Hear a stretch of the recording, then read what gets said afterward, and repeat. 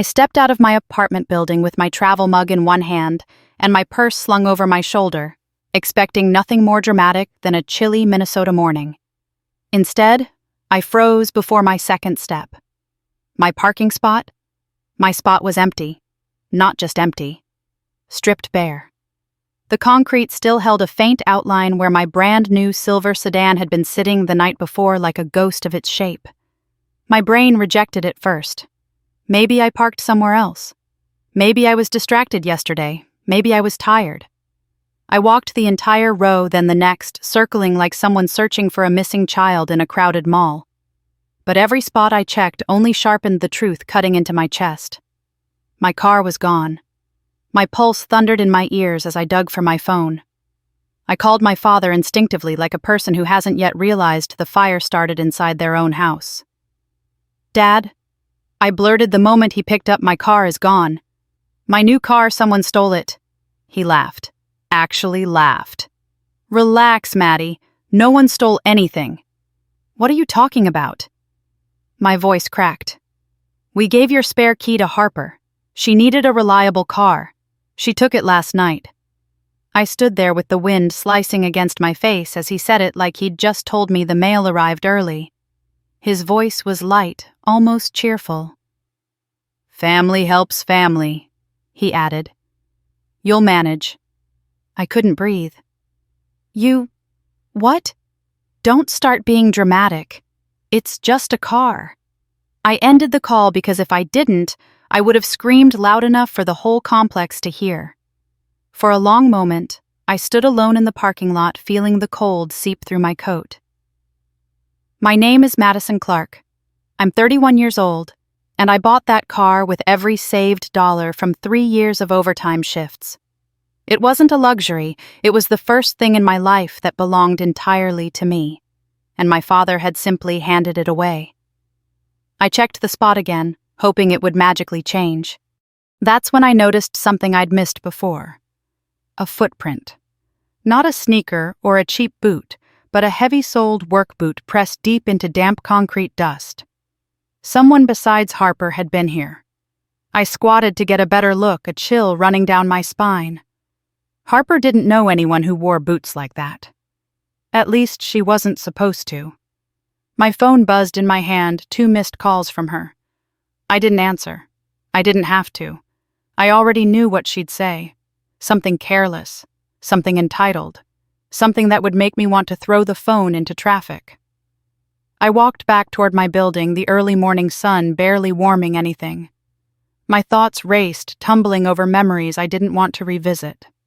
Harper borrowing my college laptop and returning it shattered. Harper taking my credit card for gas and maxing it out on clothes. Harper crying while my parents told me to stop making this difficult. The pattern had always been the same. I was responsible, so I was expected to absorb the hits. She was reckless, so she was forgiven before she even apologized. If she ever apologized. I pulled my coat tighter and exhaled hard.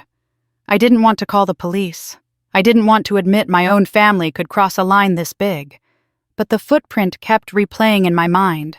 The missing car, the lies, the ease with which my father had dismissed me. I reached my apartment door, unlocked it, and shut myself inside before my hands could stop shaking. I stared at my phone again, scrolling past my parents' names, past Harper's, past every person who would tell me to calm down. A new voicemail notification blinked across the screen from an unknown number, but I didn't open it yet. I couldn't deal with one more surprise. Instead, I tapped the contact I had never expected to use. Ridgeview Police Department, non-emergency. The line rang once, then a woman's voice answered. "Ridgeview Police, how can I help you?" I swallowed, my throat burning. "I need to report a stolen vehicle." As the words left my mouth, something shifted inside me. Not fear, not guilt, something closer to clarity. For the first time in my life, I wasn't asking my family to do the right thing. I was doing it myself. The officer who arrived looked to be in her late 20s, bundled in a dark Ridgeview PD jacket, her breath visible in the morning cold. She introduced herself as Officer Klein, her tone steady but not unkind. I walked her to the empty spot where my car had been my stomach in knots, feeling strangely embarrassed, as if reporting my own car stolen by my sister made me somehow responsible for the absurdity of it. Klein studied the ground, the boot print, the faint tire drag marks. "When was the last time you saw the vehicle?" she asked while jotting notes on a small pad. "Last night around 9, I said. "I was home all evening. And you didn't give permission to anyone to take it." "No. Not your sister. Not your parents." I hesitated, not because the answer was unclear, but because saying it out loud felt like admitting an ugly truth I'd spent most of my adult life trying to ignore. "No," I finally said. "Absolutely not." Klein nodded once, a small, sympathetic gesture. "All right, let's talk inside. It's freezing." In my apartment, she took a statement, her tone shifting subtly when I mentioned Harper and my father's casual confession. She didn't tell me it was strange, but I saw it in the tightening of her jaw. "Stolen by a family member is still stolen," she said gently. "Consent matters. Ownership matters." I tried to steady my breathing, but anger kept rising, mixing with dread. My dad acted like I was overreacting, like it wasn't a big deal. Klein didn't look surprised. People dismiss things they don't want to deal with, but dismissing doesn't change the law. Her words steadied me. For the first time since I'd stepped outside that morning, I felt a flicker of validation. She asked if anything else seemed off. Any unusual sounds, suspicious vehicles, anything out of place. I mentioned the boot print, the unknown voicemail, and a text from Harper that had arrived while we were talking. "Relax, Maddie. I'll bring it back in a few days. Don't be dramatic." Klein raised her eyebrows. She admits possession in writing. That's helpful. It didn't feel helpful. It felt like gasoline on the fire. The voicemail from the unknown number still sat unopened. I pressed play and held the phone to my ear. The message was short, 5 seconds, but it made my blood run cold. A man's voice said low and unhurried. "She won't be giving it back." There was a click. Silence. I stared at the phone, my heart thudding painfully. Klein leaned closer. "Play it again." I did. Her expression shifted, not alarmed, but sharpened like a person switching from casual observation to full alert. "That's not your sister," she said. "No. Harper doesn't. She wouldn't." I stopped myself. I didn't know what Harper would or wouldn't do anymore. Klein stood. "We need to check your building's security footage. If someone else was involved, we need to see who." At the management office downstairs, we met Mr. Levin, the building manager, a man with half-moon glasses and a nervous habit of smoothing his tie. When Klein explained the situation, he paled but agreed to show us the camera logs. He clicked through images from the night before, time-stamped and grainy. At first, everything looked normal. Me getting out of my car, me walking inside. 20 minutes later, a lone shadow moving near the parking lot. And then static. A full blackout between 10:15 p.m. and nearly 1:40 a.m. "What happened?" I asked, leaning forward. Mr. Levin squinted. I don't know. That's not normal." Klein stepped in. "Can you check the system logs?" He clicked through menus and his face drained of color. There was a manual override. Someone accessed the feed using a maintenance code. "Who has access to that code?" Klein asked. "Just our maintenance staff." But the guy on duty last night called in sick. He wasn't even here. A chill crawled down my spine. Someone came inside the building. Into the control room, Mr. Levin nodded weakly. Klein's voice hardened. "Show us the last frame before the blackout." He clicked back until the frozen image reappeared. A figure near my car wearing a dark hoodie, head down, heavy boots, unmistakable. My breath disappeared. "That's not Harper." "No," Klein agreed quietly. "That's someone who knew exactly where to stand to avoid being seen." The room suddenly felt too small. I gripped the counter to steady myself. "Officer, what does this mean?" She took my car. But someone else, Klein, cut in gently but firmly. It means this is no longer just about a sister taking advantage of you. Someone else was involved last night, and we need to find out who. I felt my stomach tighten, my pulse thudding in my ears. This was bigger than I wanted to admit. Bigger than Harper. Bigger than my father's dismissiveness. Someone had overridden security footage, walked straight to my car, and delivered a threat on voicemail. Klein turned to me. "We're upgrading this to an active investigation. I'm flagging your vehicle as stolen in the statewide database. If anyone is driving it, patrol will stop them." I nodded, numb. "And Madison," she added, lowering her voice. "I'm going to be honest with you. The fact that your father brushed this off, that concerns me. I've seen families try to hide things before, try to protect the wrong person." I swallowed my throat tight. "I don't want to believe that." "But you saw the evidence," she said softly. "Believe that." I signed the final document she handed me, my hand trembling more with each stroke of the pen. When she left, the apartment felt unnervingly quiet. Too quiet. I stared at my phone again. Harper's name glowed on the screen with another incoming message. I didn't open it. Instead, I whispered to myself the truth I could no longer outrun. Something is very wrong, and it isn't just my sister. Officer Klein insisted we finish the paperwork before she left. And by the time the door closed behind her, the silence in my apartment felt like another set of eyes watching me. Every sound, the heater clicking on a car door slamming outside, made my nerves buzz. I paced from the kitchen to the living room, trying to piece together something that made sense, but nothing about this felt like a simple family mistake anymore.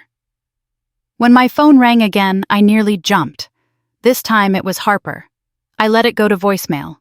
The message popped up seconds later. Her voice poured out of the speaker, sharp with irritation instead of remorse. "Maddie, stop freaking out. It's just a car. I needed it for work. Dad said you wouldn't mind." My grip tightened until my knuckles ached. She sounded annoyed that I dared to care about the vehicle I paid for. No apology, no concern. Just entitlement. Then came another message, as if she couldn't help herself. "And don't call the cops. Seriously. You're overreacting like always." I closed the message before I had to hear more. This wasn't just selfishness anymore. It was arrogance, almost confidence. Confidence that I wouldn't do anything about it. A knock at the door jolted me. It was Mr. Levin, the building manager, looking even more anxious than earlier. I found something, he whispered, stepping inside and locking the door behind him like he was afraid someone might follow.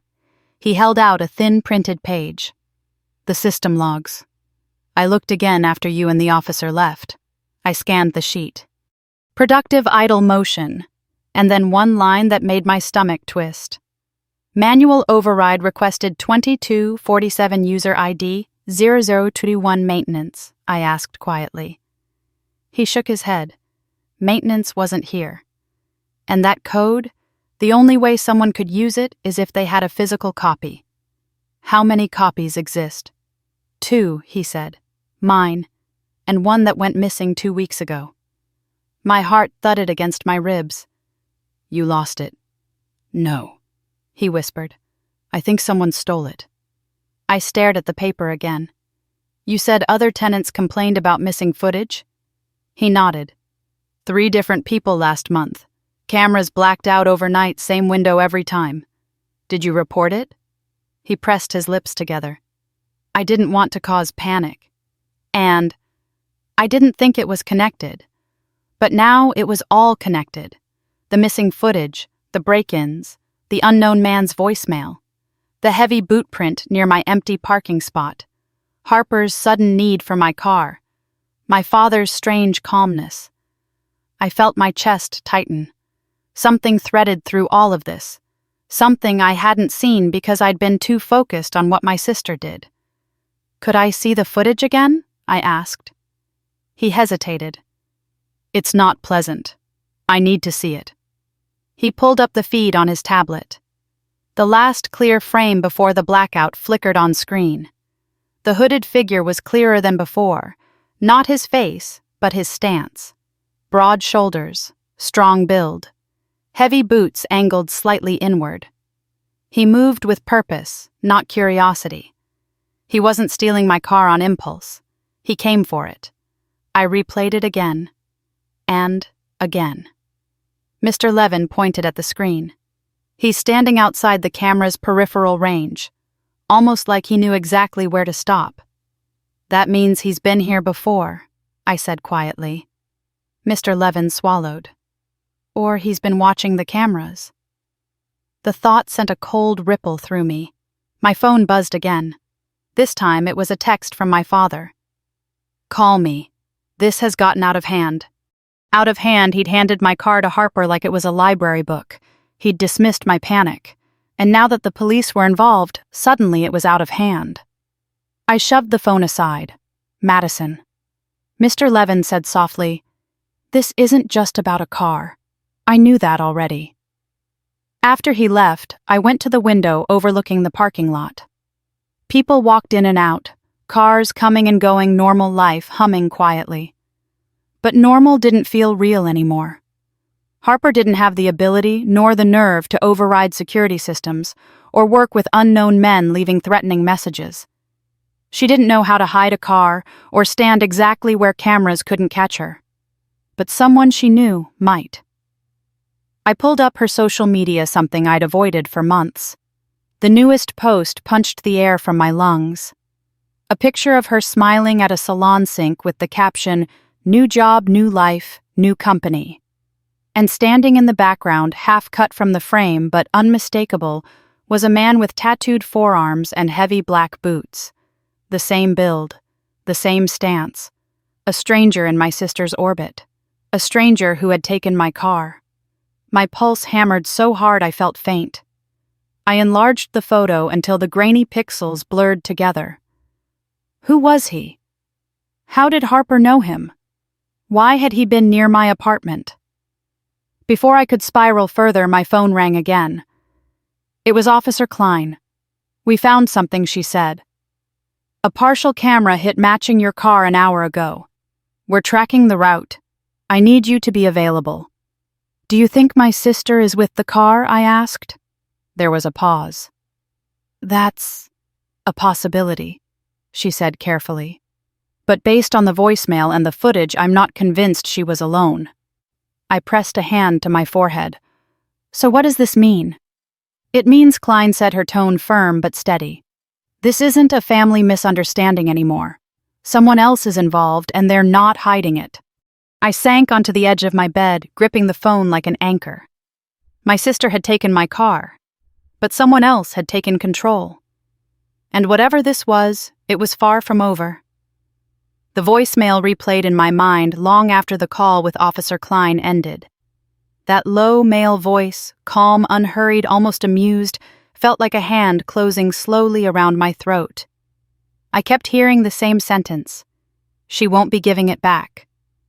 When I finally managed to sleep, it was shallow and restless, and by morning, I'd made a decision. I wasn't waiting for answers to come to me.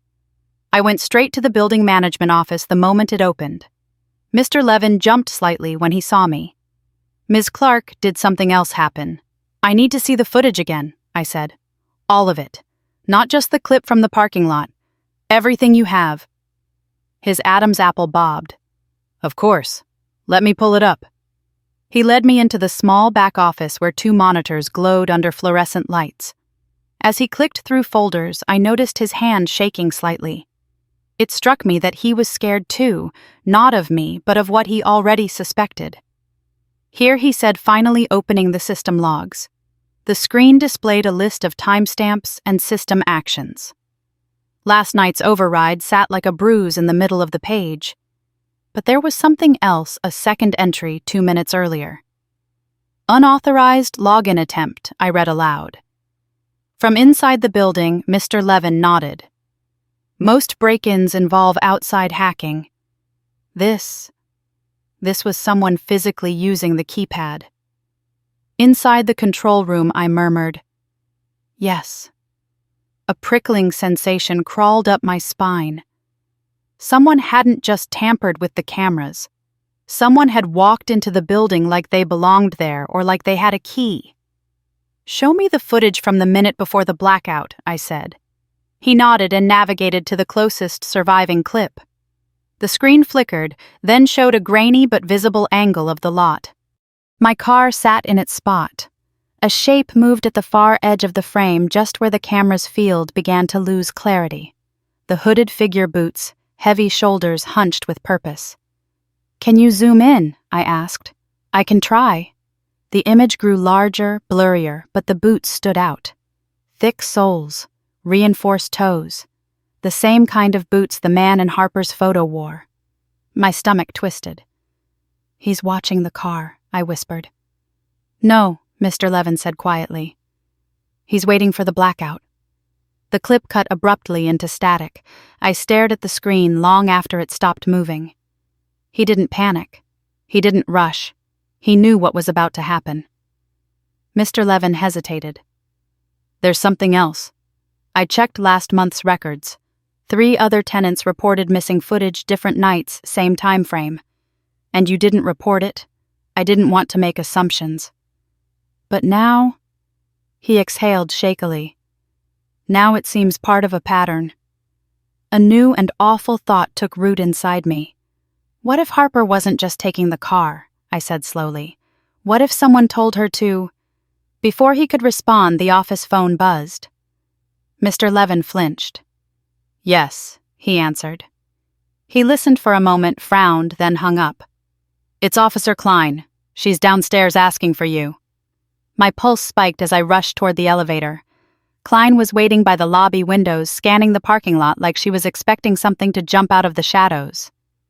"We need to talk," she said. "What did you find?" "One of the exterior street cameras caught a vehicle matching yours on a traffic grid about an hour ago. But that's not the part that concerns me." She motioned for me to follow her back to the management office.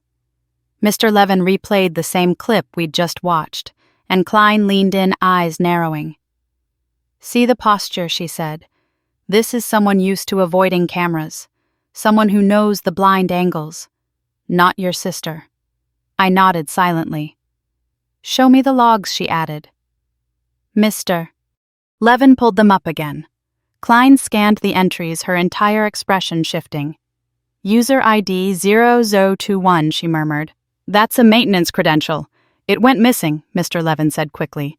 2 weeks ago." Klein straightened. "Which means someone stole it with intention." My hands curled into fists. "Harper doesn't know anything about maintenance codes." "Exactly," Klein replied.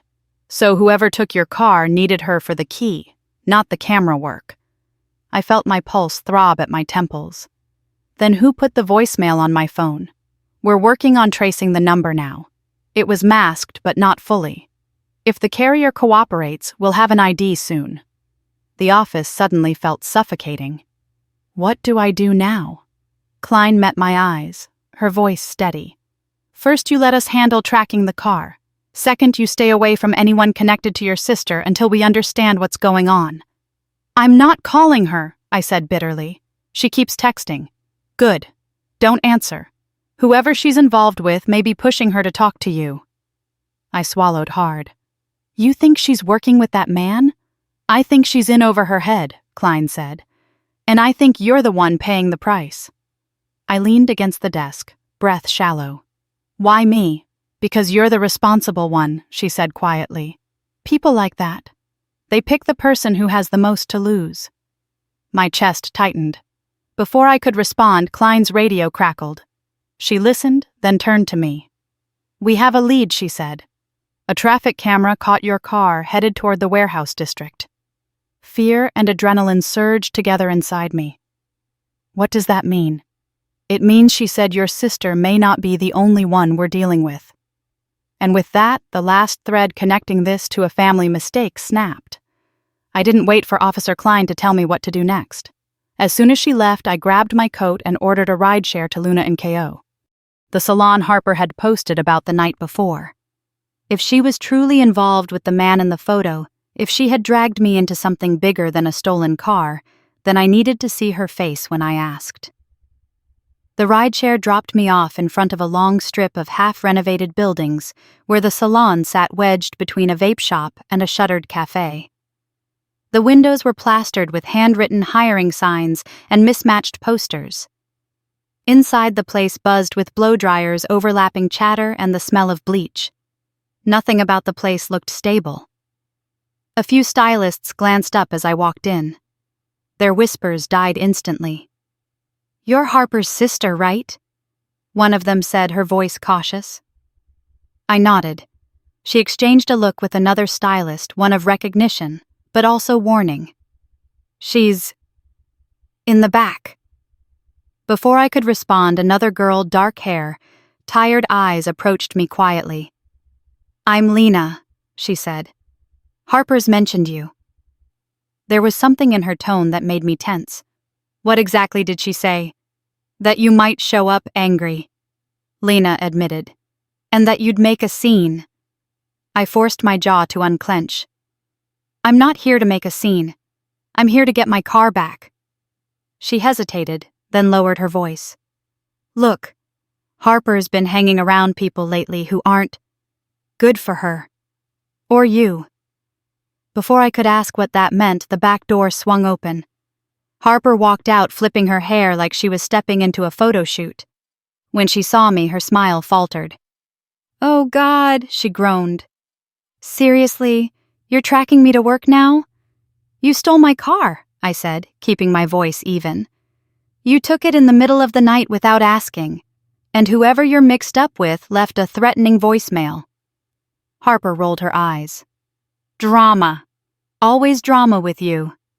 "You're joking, right?" I asked. "My car is missing. The cops are involved. The building cameras were overridden. And you think I'm being dramatic?" Before she could respond, a shadow passed behind her. A tall man stepped from the break room, wiping grease from his hands. He had tattooed forearms, a sharp jaw, and heavy-soled boots, the same ones in the parking lot footage. His eyes flicked over me with a calm, unsettling awareness. "This her?" he asked. Harper stiffened. "Eli, don't," but he ignored her, stepping closer, sizing me up. "You're Madison, the sister." "Yes," I said slowly. He smirked. "Nice car." "Well, was nice." My stomach dropped. "Where is it?" "Relax," he said lightly. "It's safe." Safe. That was the same word my father had used. The same tone. Calm, dismissive, arrogant. I took a step forward. "Did you override my building's cameras?" Harper shot him a sharp look. "Eli, seriously, stop talking." He shrugged. "What? She already knows someone did it." He tilted his head at me. "You're pretty observant. Most people wouldn't have noticed those logs." The stylists nearby went eerily quiet. "What did you do with my car?" I whispered. Harper jumped in quickly. "I just borrowed it. Eli was helping me. Why is everything always blown out of proportion with you?" My voice sharpened. "Borrowing is when you ask for permission. Stealing is when you sneak into someone's home with a spare key." Eli snorted. "Details, details." Harper shoved him lightly. "Stop. You're making this worse." But Eli kept going, talking like Harper wasn't even there. "We needed some cash, that's all. Car like yours. Good engine clean. VIN barely used. Easy to flip." My heart slammed into my ribs. "You were going to sell my car." Harper's eyes widened, not with guilt, but fear that he'd said too much. "Eli, shut up." He ignored her again. "Relax. We just needed time to get the title. Can't flip a car without paperwork." I felt my knees weaken. "That's why you took the dash cam." "And why the cameras went down." He smirked. "Smart girl." Anger and nausea twisted together in my chest. So this wasn't Harper being reckless. This was a plan. Harper's eyes filled with panic. "I didn't know he'd go that far. I just needed a ride." "Okay, I didn't think." "That's right," Eli cut in. "She didn't think. That's her specialty." Lena stepped closer to me as if preparing to pull me away. "You should go," she whispered urgently. "This isn't safe." But I didn't move. "Where's the car?" Eli leaned in enough that I felt his breath on my cheek. "Somewhere you won't find it." For a moment I thought he might touch me. Instead he chuckled and stepped back. Harper looked torn between fear and fury. "Eli, stop threatening her." "Not threatening," he said with a shrug. "Just explaining." Lena caught my arm. "Madison, please. Don't stay here." I backed away, pulse hammering, but I kept my eyes on Harper. "This isn't over." Harper's face twisted. "You always ruin everything. Always. Why can't you just let things go?" I turned toward the exit, Lena walking behind me like a silent shield. Before I stepped out the door, I glanced through the salon window. Harper and Eli were standing together, her trembling him, smirking, watching me walk away. Neither of them looked worried, and that terrified me more than anything else. The call from Officer Klein came just as I reached my apartment door. Her voice was clipped urgent. "We have a lead on your car. I need you to meet me in the Ridgeview Industrial District. Now." My legs moved before my mind caught up. I ordered a rideshare, grabbed my bag, and tried to steady my breathing during the 20-minute drive across town. The industrial district was a sprawl of old warehouses, faded signage, and empty lots littered with rusted metal. It wasn't the kind of place you went willingly. Klein was already there when I arrived, leaning against her patrol car with her hands in her pockets. "Glad you came," she said. "Prepare yourself. What you're about to see won't be easy." My stomach clenched. "Is Harper with the car?" Her expression shifted slightly. "Let's go inside." She led me to a warehouse with a warped roll-up door and a rusted padlock dangling loosely. She pulled out bolt cutters from her trunk, snapped the lock in one motion, and pushed the door upward. A cold wave of stale air spilled out. The inside was dim dust motes drifting through the thin slices of sunlight leaking from cracks in the metal siding. Tires, broken pallets, and discarded machinery were scattered across the floor like abandoned relics. But all of it faded the moment my eyes landed on the center of the warehouse. My car. Or what was left of it. The silver sedan I had babied since the day I drove it off the lot now looked like something dragged out of a demolition yard. The front bumper was caved inward with deep scrapes slashed across the metal like someone had taken a blade to it. The driver's side mirror hung by a single wire, long gouges carved across the passenger door. The windshield bore a starburst crack spreading outward like a spider web. "Oh my God," I whispered, my voice breaking. Klein stood beside me, giving me room, but not leaving me alone. "It's bad," she said quietly, "but we need to document everything." I walked closer, each step feeling heavier than the last. When I peered inside through the cracked window, my stomach lurched. Fast food wrappers, crushed cups, cigarette burns along the seats. The upholstery, once pristine, was ripped open, foam stuffing spilling out. Something dark stained the back seat, thick and sticky. "What happened?" I managed. "Some of the damage looks deliberate," Klein said. "The cuts on the side door are consistent with a sharp tool. The windshield crack came from inside the vehicle. Someone hit it or threw something." My head spun. This wasn't Harper's carelessness. This wasn't her crashing into a pole or rear-ending another car like she had in the past. This was different. This was violence. "Open the passenger door," Klein said. It took effort. The hinge had been bent, but when it finally creaked open, the smell of stale grease and something chemical rose up. As I leaned inside to push away a pile of trash, my fingers brushed something wedged between the seats. A small metal key with a yellow tag attached. I held it up. "What's this?" Klein stepped beside me. A lockbox key. The tag read, Unit 17B. Someone had written my initials MC in black marker. My throat tightened.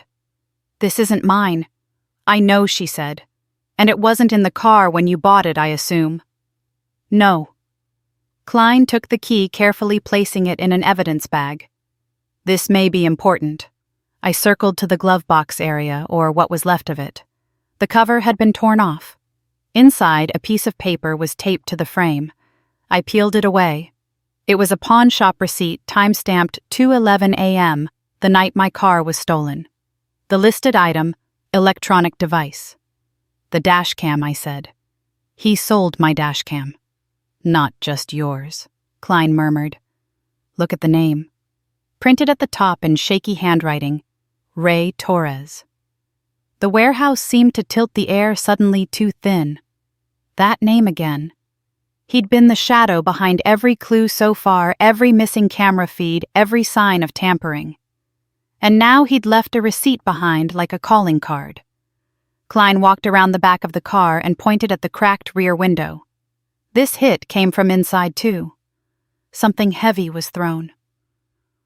Why, I whispered. Why destroy so much? Why treat it like this? She straightened. Sometimes people trash a stolen car to make it untraceable. Other times they get angry and take it out on whatever's in front of them. Do you think Harper did any of this? I asked, though part of me already knew the answer. Klein shook her head. The level of damage, the pawn shop connection, the camera override, that's beyond your sister. This is a different kind of person. A different kind of person. A dangerous kind. I exhaled shakily, leaning against the frame of the warehouse door. Why my car? Why me? Klein hesitated before answering. Because you were the easiest one to target. Responsible. Stable. Predictable. She met my eyes. People like Ray look for that. My hands trembled uncontrollably. So what now? We have to tow the car for forensic processing. She paused. And we need to talk about checking out Unit 17B. But you're not going alone. A cold certainty settled in my chest. Someone had used my sister. Someone had used my father. Someone had used my identity. And whoever it was, whoever Ray Torres was, they weren't done yet. I stared at the demolished shell of the car I had loved, and something hardened inside me. This won't happen again, I whispered. Klein nodded. Good. Because whoever did this isn't expecting you to fight back. And for the first time in my life, I intended to. The warehouse stayed burned into my mind long after I left it. The shredded seats, the cracked windshield, the bruises carved into the metal. It wasn't just a stolen car anymore. It was a message. And I was done being quiet. By the next morning, my determination felt like steel in my chest. I needed to look Harper in the eye. I needed to hear the truth from her mouth, not from the wreckage someone else left behind. I went back to Luna & Co. as soon as they opened. The bell over the door jingled weakly, barely audible over the hum of blow dryers. But something was different. The stylists who'd whispered yesterday didn't even pretend to be subtle today. Their eyes darted between me and the back of the salon like they already knew this wasn't going to end softly. The receptionist swallowed hard when she saw me. She's in the back. I'll go let her know you're here. A stylist leaned toward another, whispering Eli's already inside. My pulse kicked up. Perfect. The receptionist hurried away, and I stayed where I was, arms folded, refusing to give them even one sign of uncertainty. Harper stormed out less than a minute later. She looked like she hadn't slept, mascara smudged under her eyes, hair pulled into a messy knot that hadn't seen a brush. But her expression wasn't remorse. It was pure, irritated disbelief. "Why are you here again?" she snapped. "Seriously, Maddie, get a grip. You're obsessed." I gave her nothing. No flinch, no reaction. "We're talking," I said. "Today." "Oh my God. I told you I was going to bring your car back. You didn't have to go crazy with cops and investigations. You didn't take it alone." That made her pause. Just for half a second. But I saw it, the flicker of fear. Before she could respond, he appeared. Eli stepped out from the back hallway, his presence sucking the air out of the room. He positioned himself slightly in front of Harper like he was protecting her, or claiming her. His heavy boots thudded against the salon floor, and when he stopped in front of me, his eyes traveled slowly from my face to my shoes, sizing me up like a problem he was deciding how to solve. "Well," he said with a smirk, "if it isn't the famous sister." I held my ground. "Where is my car?" "You found it," he said carelessly. "Didn't you?" The stylists nearby went dead silent. Harper hissed, "Eli, don't start." I ignored her. "Why did you destroy it? Define destroy." He shrugged. "It still had 4 wheels. That isn't funny. Wasn't trying to be." Harper grabbed his arm. "Eli, seriously, stop." But he pulled away, stepping closer. "Look, your sister borrowed your car. We used it for a bit. You're insured. What's the big deal?" "You vandalized it," I said. "You smashed the windshield. You gutted the interior. You sold the dash cam." He raised an eyebrow. "You found the receipt." "Cute." Harper's face drained of color. "Eli." "Shut up." My entire body went cold. "So you admit it?" He smiled a predator's kind of smile. "Sure. Why not? It's done." I took a shaky breath. "You overrode my building's cameras." Harper looked at him horrified. "Eli." But he didn't deny it. He didn't even blink. "Had to," he said. "Couldn't have your neighbors getting nosy, or the management. Cameras get in the way." My heartbeat echoed in my ears. So this was never about borrowing my car. "You planned this." "Hey," he said, lifting his hands. "I didn't drag you into anything. That was all her." Harper turned on him. "What is wrong with you? Stop talking like that." He snorted. "What? You're the one who owes people money. You're the reason we needed the car in the first place." Harper froze. "Don't." But Eli wasn't finished. Ray didn't want excuses. He wanted payment. And the car. Good leverage. My breath caught. "Ray." His smirk widened. "Ah. So you've heard of him." Harper looked like she might faint. "Maddie, don't listen to him. He's twisting things." "No," Eli said, voice dropping. "I'm clarifying. Your sister promised Ray something valuable. She didn't tell you that part. Figures." Harper stepped back, shaking her head violently. "Stop. You don't understand what you're doing." I took a step toward her. "You told Ray to use my car, I didn't." She wiped her eyes with the heel of her hand. "Maddie, I didn't know he'd actually go to your building. I didn't know he'd bring someone." "He left a threatening voicemail," I said quietly. "He said you wouldn't bring the car back." Harper looked like the air had been punched from her. Her voice cracked. "I didn't tell him to do that. You didn't tell him not to." Eli's jaw tightened slightly. "Look, Madison, you're in deeper than you think. Best thing you can do is walk away." Lena, watching nearby, edged closer and whispered urgently, "Please leave. He's not stable." "And if Ray finds out you're pushing," I turned back to Harper. "How could you let him use my name, my car, my home?" She buried her face in her hands. I didn't mean Eli cut her off with a harsh laugh. She didn't mean it. "Sure." Harper looked up at me with trembling eyes. "You're ruining everything." "No," I said, voice steady. "You ruined everything. I'm just finally seeing it." Eli's expression shifted something darker, colder. "You need to stop digging before you piss off the wrong people." My throat tightened, but I forced myself to meet his stare. "The police already know everything." For the first time, a crack appeared in his confidence. Harper grabbed his sleeve. "We have to go." But I didn't move. Not until Lena touched my arm again and whispered, "Madison? Please." I stepped backward slowly, refusing to look away from Harper.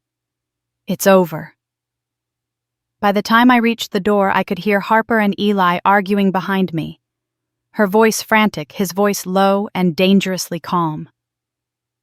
Outside, as I walked toward the curb to order a car, a dark truck rounded the corner. It slowed just for a second. I couldn't see the driver, but I knew who it was. Ray. For the first time, it hit me. My sister wasn't the only one I had to fight. Officer Klein was waiting for me inside the Ridgeview police station, her posture stiff, a stack of papers clutched in her hand, like she was holding something explosive. The moment I stepped into the small interview room, she closed the door behind us with a soft but deliberate click. Her expression told me whatever she had to say wouldn't be easy to hear. Madison. She began sliding the stack toward me. This is no longer just about your car. My heartbeat stumbled. What does that mean? It means someone used your identity. Her eyes held mine. And not just once. The floor seemed to tilt for a moment. What? What do you mean used? She opened the file. The first page was a printed digital log from Ridgeview Storage. 3 weeks ago, someone had walked into the facility and inquired about renting a unit under my name. My full name. Using my email address. I stared at the paper, my throat going dry. I've never even been there, I whispered. I know, Klein said gently. And yet your information was used. Note the number listed as your contact. I scanned the form. My stomach twisted. It was Harper's number. My fingers curled around the edge of the table, knuckles white. She stole my identity. Klein didn't answer immediately. Let me show you something else. She slid another document forward, an insurance bill. I recognized it immediately. The same extra invoice I'd received weeks ago listing me as a secondary payer on a policy I never signed. I thought that was a mistake, I said numbly. It wasn't. Klein tapped the signature at the bottom. Someone signed this after adding you. I leaned closer. The signature wasn't mine. Similar shape, similar slant, but not mine. Klein's voice softened. We had it compared to other documents. The match came back. She paused. It belongs to your father. A cold metallic pressure formed behind my ribs. I couldn't breathe for a moment. My father, who had dismissed my fear, laughed when I panicked, minimized. Everything had been forging my name. I don't understand, I whispered. Why would he do that? Klein exchanged a glance with Detective Moreno, who had entered quietly and stood against the wall. He answered for her. Because your sister wasn't the only one using you. Moreno laid out more documents. Pay stubs, an old apartment lease, a copy of my Social Security card. All photocopied neatly into a folder labeled in thick black marker M. Clark. I recoiled as if stung. Why is my entire life in there? Because someone needed a clean identity, Klein said. A stable one, with a good credit history, someone Ray Torres could use. That name sent another shiver down my spine. And it wasn't random, she continued. It was deliberate. Moreno slid forward the next piece of evidence, a partially completed loan application under my name. They were going to apply for credit using your identity, he said. Probably more than once. My pulse roared in my ears. Harper would never. She didn't do this alone, Moreno cut in. But she was part of it. I shook my head, refusing to believe it, until Klein handed me the final piece photographs. Still images taken from security cameras outside Ridgeview Storage. There, under a flickering streetlight, was Harper walking into Unit 17B late at night. Ray's truck was parked beside her. My blood ran cold. Klein spoke quietly. She used your name to rent that unit. With Ray. I sank into the chair, dizzy with betrayal. The room felt too small, too still, like the air had been sucked out. Well, what was inside the unit I managed? We're still going through everything Moreno said. But there were items belonging to Ray, items tied to other theft investigations, tools used for break-ins, stripped electronics, and your folder. Klein leaned forward. Madison, Someone was setting you up to take the fall if anything went wrong. If Ray got caught, the paper trail would lead to you. My hands shook so violently I had to press them against my thighs. So Harper, she knew she was helping him. Whether willingly or under pressure. We don't know yet, Klein said. But what we do know is this. Your identity was used intentionally. I stared down at the documents, all of them carrying my name, but none of them belonging to me. For years, I'd believed my family simply overlooked me, favored Harper, minimized me. But this was something else, something darker. This was exploitation. This is why the cameras were overridden. Klein continued. This is why someone left you that voicemail. They didn't want you involved, they wanted you compliant. Quiet. A crushing weight pressed into my chest. All the puzzle pieces suddenly snapped into place. The missing footage, the threatening voice, the destroyed car, the stolen key, the forged documents. Harper hadn't just taken my car, she had given someone access to my entire life. I stood slowly, the file still open in front of me. What happens now? We've requested a warrant for Unit 17B, Moreno said. Once it's approved, we'll seize everything and build the case. Klein placed a steady hand on my shoulder. We also need you to lock down your credit bank accounts and identification today. We'll help you fill out the paperwork. I nodded, trying to swallow the lump in my throat. And Madison, she added softly, prepare yourself. For what? For the possibility your father knew far more than he admitted. I closed my eyes, letting the truth settle in my bones like winter cold. My family wasn't just broken.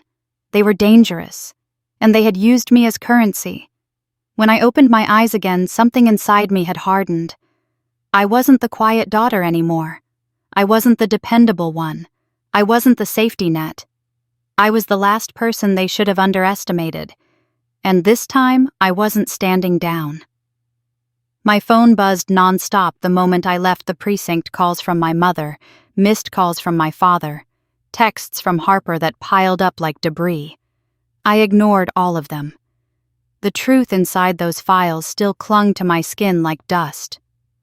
Someone had used my name, my identity, my life, and the people who were supposed to protect me had handed the keys to the person who exploited it. By late afternoon, a message from my father appeared on my screen. Come to dinner tonight. We need to talk. Don't make this worse. It wasn't an invitation. It was a command.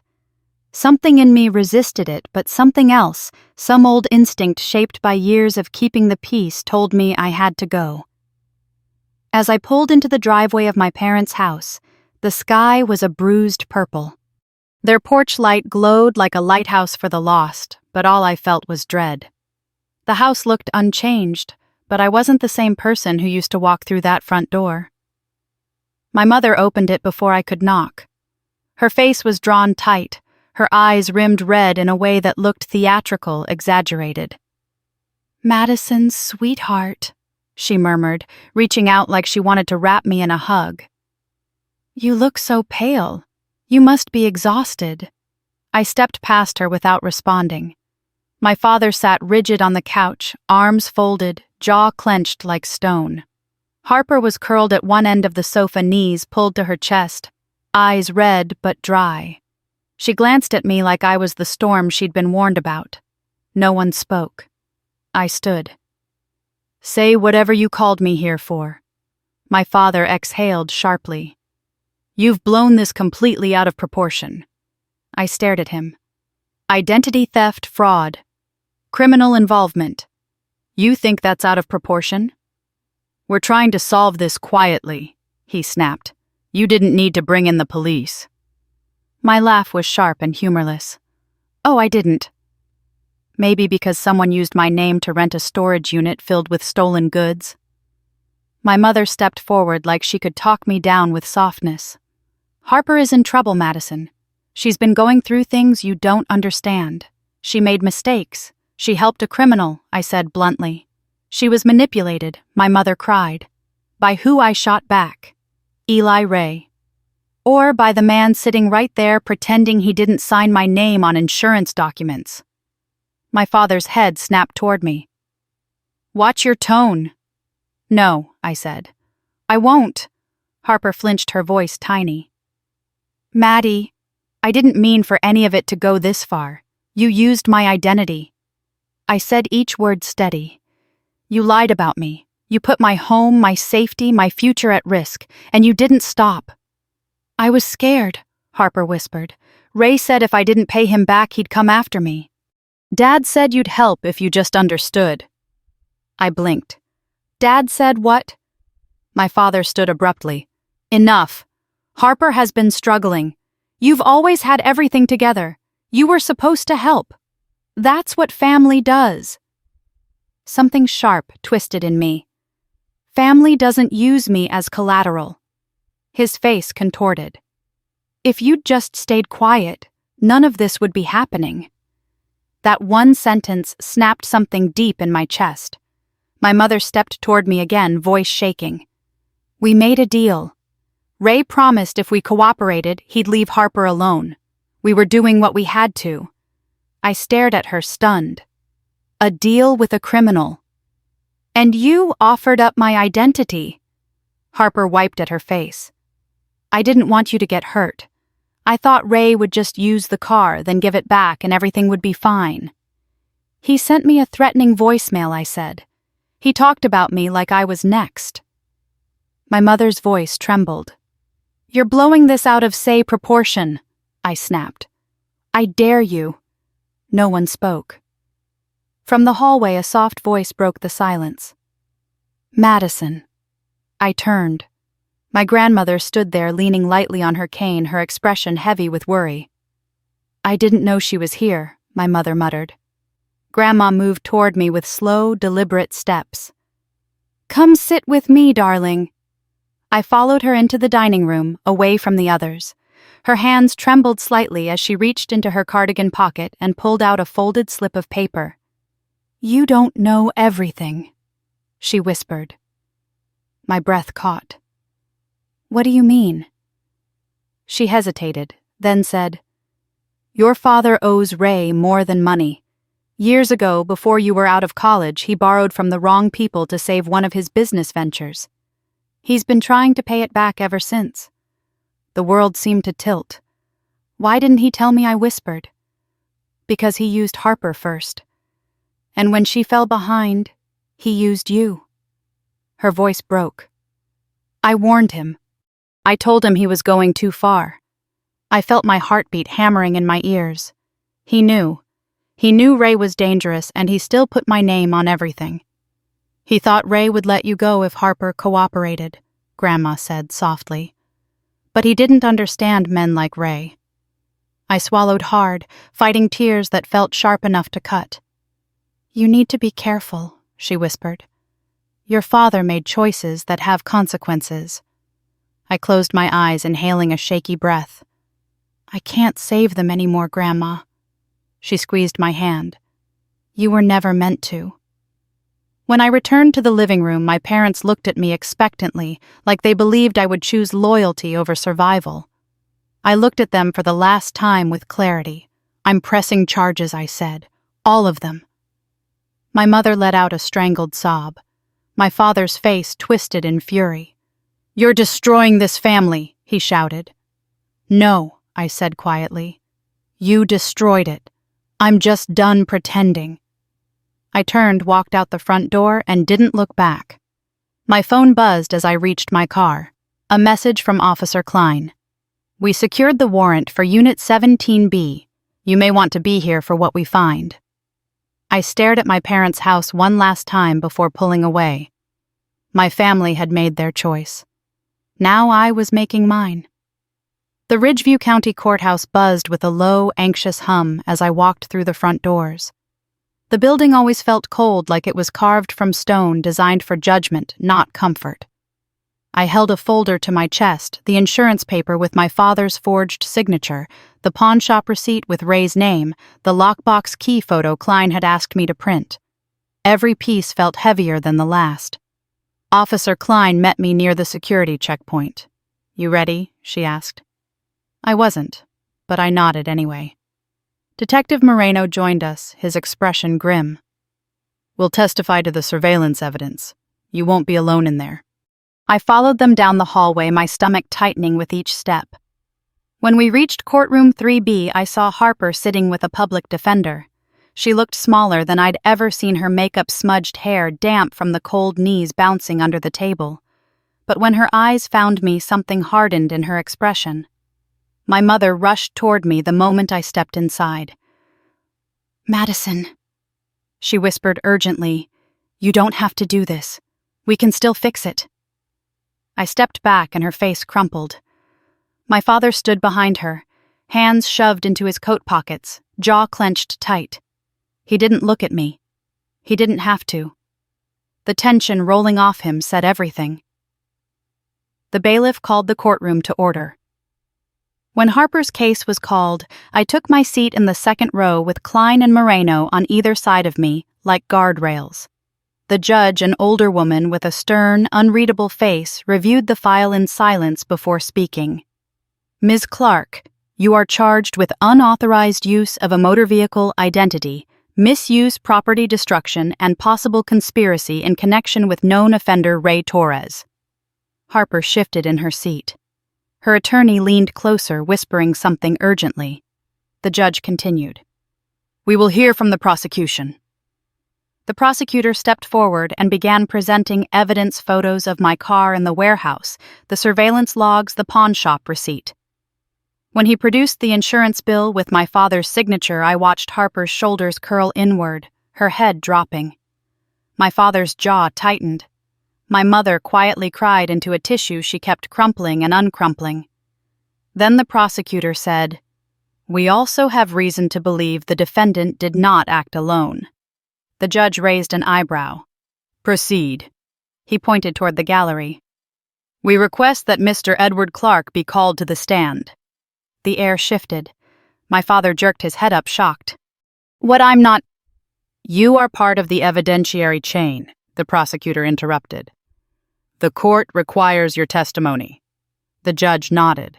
"Mr. Clark, step forward." My mother grabbed his arm. "Don't say a word. Don't you dare say—" But the bailiff was already escorting him forward. When he sat, the prosecutor placed the insurance documents in front of him. "Is this your signature?" he asked. "It was an emergency," my father snapped. "Harper needed help and Madison wasn't going to understand." "So it is your signature," the prosecutor repeated. My father hesitated. Then, "Yes." A soft gasp rippled through the gallery. "And did you have your daughter's permission to sign her name?" the prosecutor asked. He looked right at me for the first time. "No." The judge's expression hardened. "And were you aware your daughter's identity was being used at Ridgeview Storage to secure Unit 17B? My father's mouth opened, then closed, then tightened. I didn't think it would get this bad. "That's not an answer," the prosecutor said. My father finally muttered, "Yes, I knew." Another gasp. My mother covered her face. The judge turned to Harper. "Ms. Clark, do you have anything to say before sentencing?" Harper's voice was barely a whisper. I didn't know Ray would use her name for everything. I didn't want him coming after me. So instead, the judge said quietly, "You let him go after your sister." Harper sobbed silently, her hands gripping the edge of the table. The courtroom fell still. The judge delivered the sentencing in a calm, steady voice that cut like a blade. 90 days in county jail with 60 suspended pending successful completion of probation. 2 years supervised probation. Restitution in full. Court-ordered counseling. And no contact with the victim. My mother wailed. My father's face drained of color. Harper's breath hitched. "Maddie, please," I didn't look away, but I didn't respond either. "This is final," the judge said. "Bailiff." The clink of handcuffs echoed across the room like a nail sealing a coffin. Harper didn't look back as she was led out. My mother turned toward me with a look that could have sliced glass. "You destroyed her," she spat. "You destroyed this family." "No," I said calmly. I protected myself from what this family became. She lunged toward me, but my father caught her arm not to protect me, but to stop her from causing a scene. He couldn't look at me. He couldn't face what he'd done. And I realized then that he never would. As I stepped into the hallway, Klein followed her phone already buzzing. "Madison," she said quietly, "we need to go back to the station." My pulse quickened. What happened? "We executed the warrant on Unit 17B, she said. "We found something you need to see." I felt the air around me tighten, something she added that changes everything. My breath caught, because if there was one thing I'd learned over the past week, it was that the truth had layers, and we hadn't reached the bottom yet. The evidence room at the precinct smelled faintly of dust and cold metal, the kind of place where secrets were kept until they were ready to detonate. Officer Klein walked ahead of me, a keycard clipped to her belt, her shoulders tense in a way I hadn't seen before. Detective Moreno followed behind, carrying a sealed evidence box like it contained something radioactive. When Klein opened the door to the conference room, she turned to me. "What you're about to see is unsettling, but you need to see it." My stomach tightened. "Show me." Moreno set the evidence box on the table and snapped on gloves. "We processed Unit 17B this morning. There were the usual items we expected: electronics break-in tools, pawn slips. But one storage crate was different." He pulled out a thick manila envelope, placing it in front of me. My name was written on it, in handwriting I didn't recognize. My fingers trembled as I opened it. Inside were photos, dozens of them. All of me, walking to my apartment, parking my car, entering stores, leaving work, eating lunch alone on a bench outside my office building. One photo showed me through my apartment window. I felt my pulse spike. They were watching me. "Ray was watching you," Klein said carefully. "For weeks." I flipped to the next stack: copies of my credit score, employment records, bank statements, a printout of my social security card, even the model and VIN of my car. I swallowed hard. Why gather all of this? Moreno exchanged a grim look with Klein. "Because Ray wasn't just planning to use your identity. He was planning to take it." A cold weight pressed into my chest. Take it. How Klein slid another item toward me, a notebook filled with Ray's handwriting. At the top of one page, new ID profile, Madison Clark, target viability high. My breath caught in my throat. He had mapped out a full plan. Reroute my mail. Apply for loans. Open lines of credit. Transfer utility accounts. Use my name to transport goods. Plan a lost ID claim. Impersonate me for pickups. Moreno pointed to a circled date. The first phase was supposed to start 2 days from now. I felt the room tilt slightly.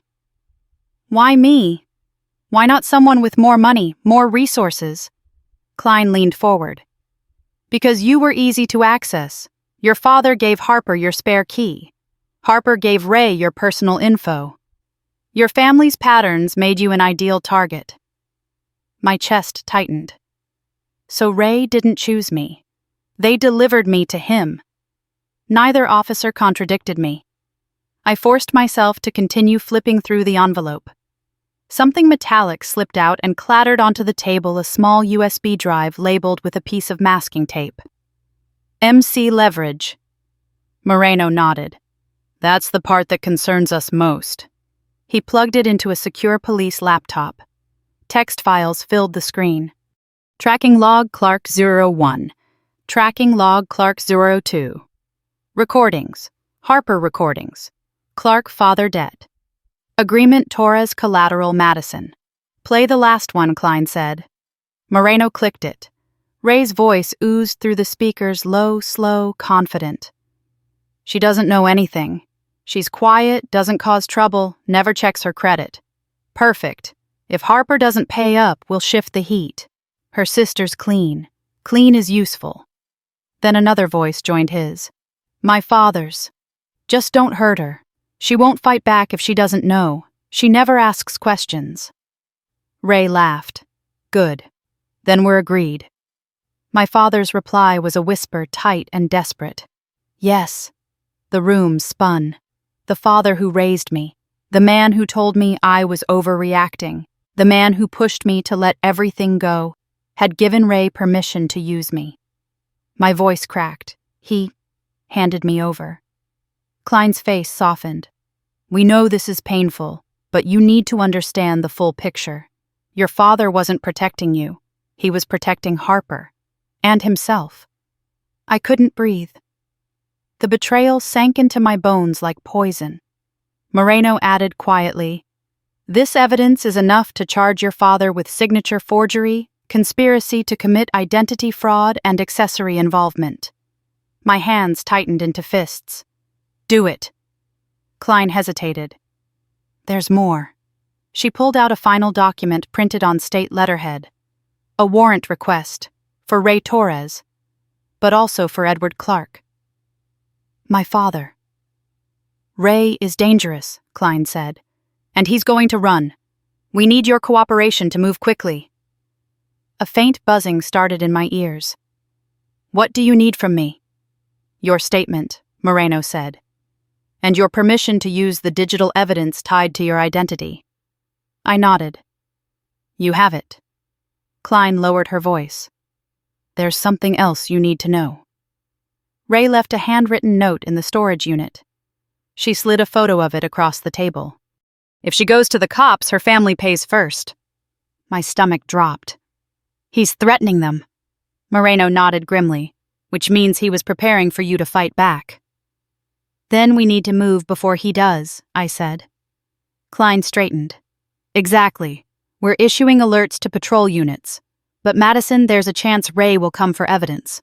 Or for leverage." My pulse pounded. "Are you telling me I'm in danger?" "Yes." My hands trembled not with fear this time, but with something else. Resolve. "What do I do?" Moreno pushed a form across the table. "First we file your protection order." And then I asked. Then Klein said we take your family's mistakes and turn them into Ray Torres's downfall. I signed the form. My identity had been used against me. But now, it was evidence.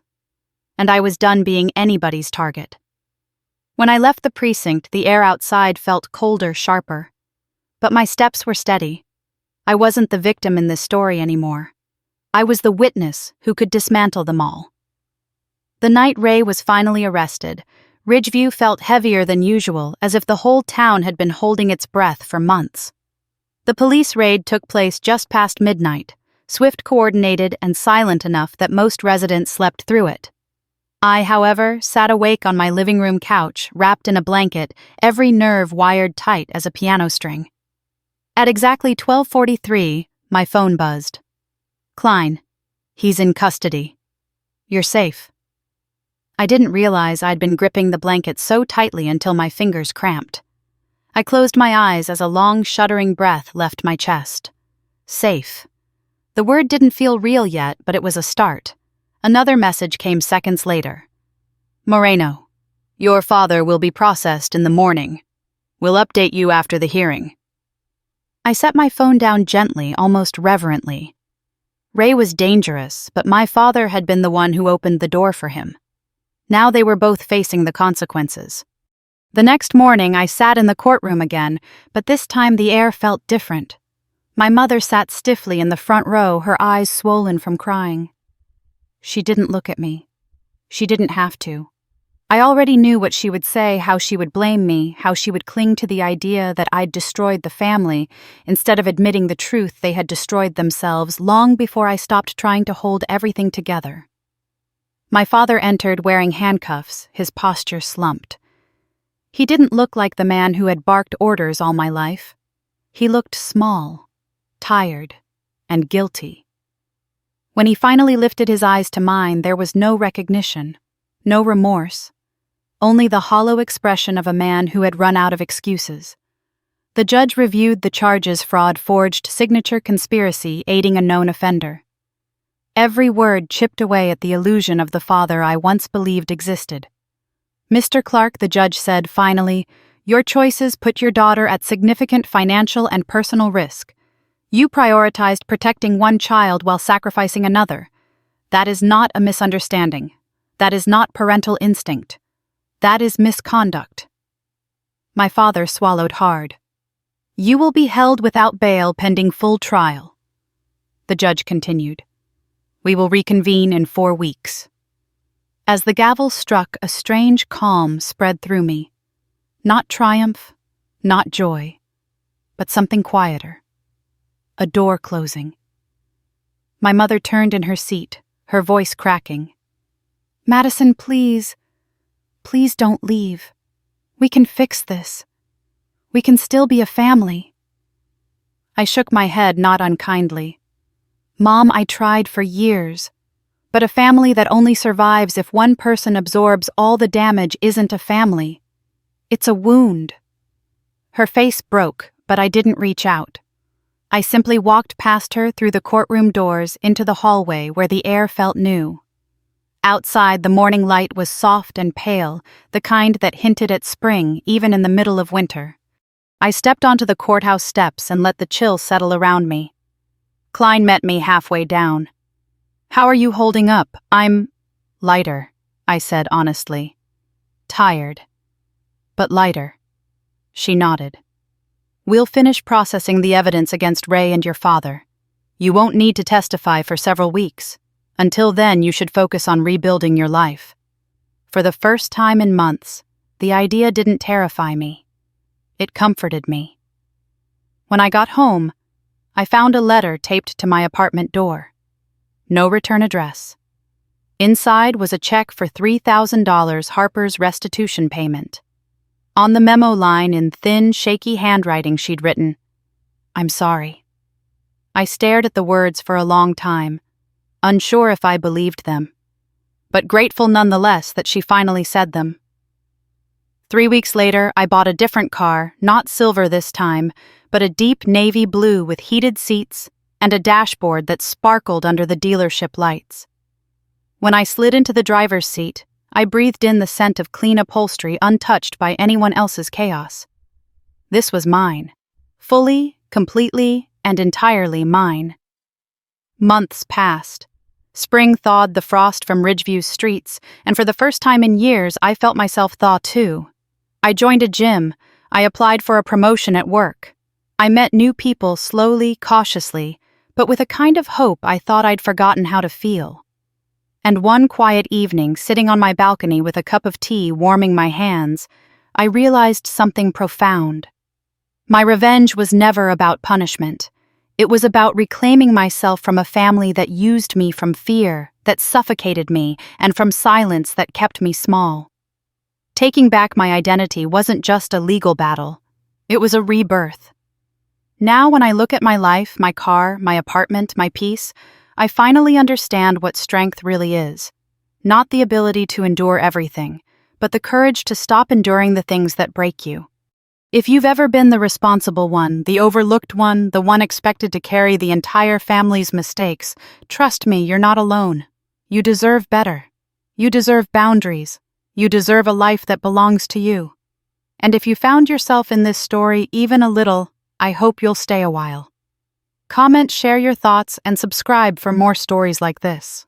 Your support keeps this channel alive, and together we can keep telling the stories that remind us we're stronger than we think.